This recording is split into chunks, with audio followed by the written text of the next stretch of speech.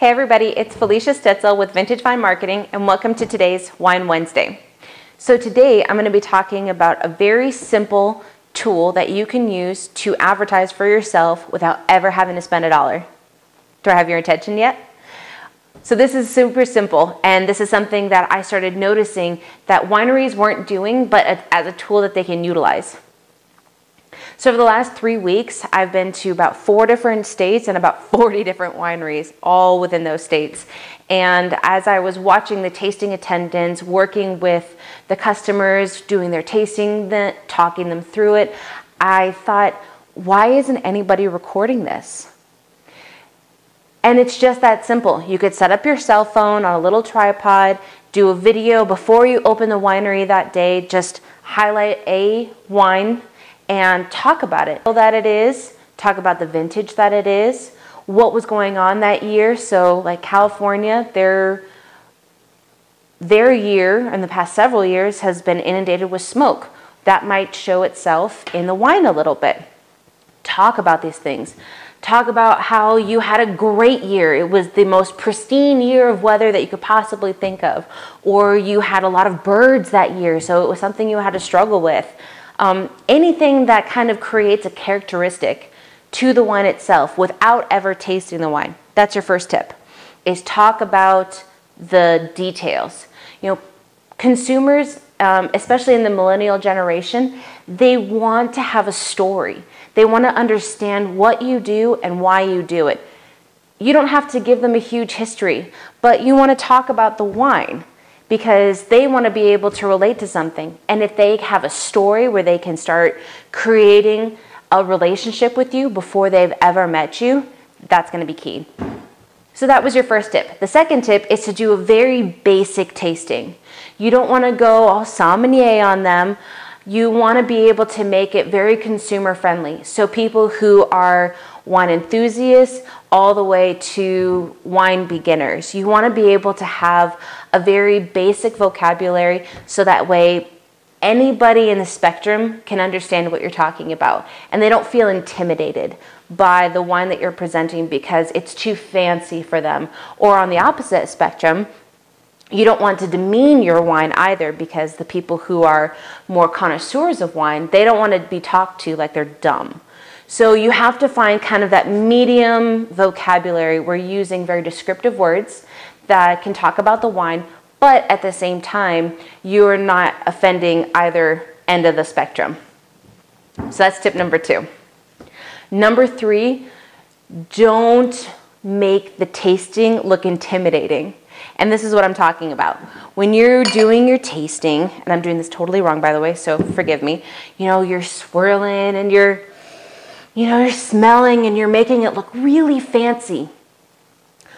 Really fancy tastings can sometimes intimidate the wine customers who really love wine, but they don't know very much about it.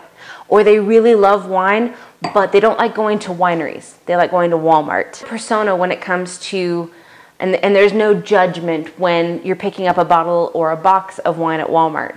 So people who may not know very much about wine, they don't like going to wineries for the sole purpose that they feel out of place, they feel like they're going to get judged. All of these things, which of course we don't want as wineries. We want more people to come in. We want to welcome them as friends and family and lovers of wine. But if they don't know that, then they're going to be sticking with their fears and insecurities about not knowing much about wine. So talk and act basic. That's another tip. I watched a video about doing tastings because I'm currently trying to go through my sommelier certification, and so I want to learn as much as I can. And I was watching like proper presentations on YouTube on how to pour and sniff and all of these things when you're going through a wine tasting, so that way when I go for my test, I will know how to do these things correctly.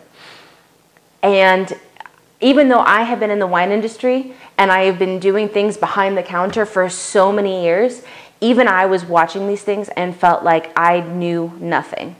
which is a good thing for me because that means I always have something to learn. But if I was a consumer and I was watching that for a winery I really wanted to go to, I would feel like I would just not fit in because I might not be as much of a connoisseur as that person was. Or I might not have the right presentation as that person does, you know, so that way you want to make everything about your wine relatable to somebody. So that's why we talked about, you know, the talking about the history and the presentation and the vocabulary, all of these things, you have to make it relatable to somebody. My last tip is have fun. We in the wine industry have so much fun behind the scenes that nobody else sees. It's like as soon as you come into a tasting room, you want to have the professionalism and you want to have the proper etiquette when it comes to wine pouring and tastings and all of that.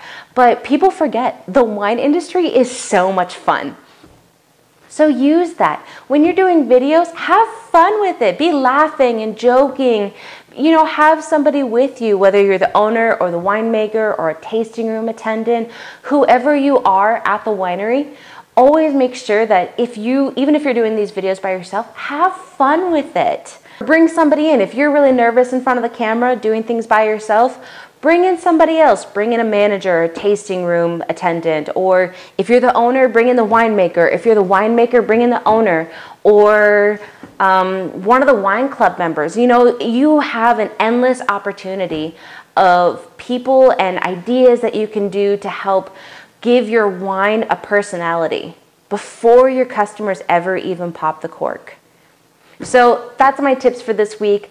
I just wanted to share an observation that I had from all of these tasting rooms that I went to, and I think that this would be a very powerful tool because, of course, using video is the most powerful marketing tool that we have right now. Everybody is using video, and if you're not, you should. And also, it's something that you can do at a low cost. You can promote it for free. You know, these are things that you can continue to do with your wine consumers to help build a rapport with them. So that's my tips and tricks for this week's Wine Wednesday. Be sure to tune in next week for more tips and tricks of the trade.